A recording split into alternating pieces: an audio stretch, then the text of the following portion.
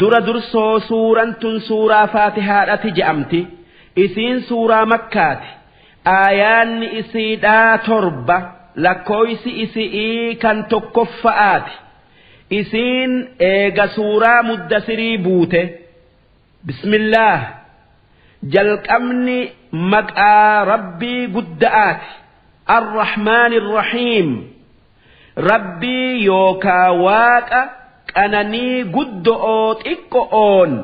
waan uume hunda qananiisu suuraan qur'aanaa hundi suuraa takkittii malee bismilla'aan jalqabamti suuraan takkittiin bismilla'aan hin jalqabamin suuraa tawba'aati wanni suuraan hundi suuraa takkittii tawba'aa malee bismilla'aan jalqabamteef barakaadhaaf ammallee akka suuraa tana rabbumaatu nuu buusee beeynu'uuf arjummaa isaatin ammallee akka suuraan tun dhumtee taantu jalqabamaa beeynu'uuf maqaa rabbiitin waan dalagu'uu deeman jalqabuun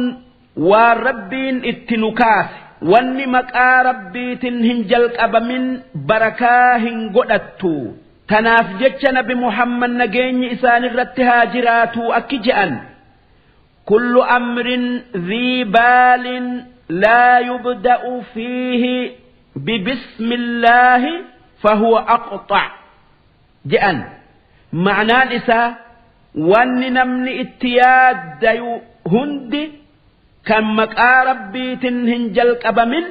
ir'u jechu yoo nyaataa ka'an yoo deemsaa ka'an yoo waa qara'uudhaa ka'an takkaa yoo waa dalaguudhaa ka'an wanni barbaadamu bismillaahi takkaa bismillaahi irrahmaani irrahiim jechu yoo waa qara'uudhaa kaatee bismillaahi jette maqaa rabbii waa hunda nu badhaasetiinan qaraatii tana jalqaba jechu yoo waan biraatii kaatee bismillaahi jettes ma'naan isaa waanin deemuuf kana maqaa rabbiitinan jalqaba jechu alhamdulillah faarun yookii galanni kan rabbii gudda'aati rabbii faaruu hunda haqa godhatu رب العالمين ربي جرون وهندا هرك إساجرتو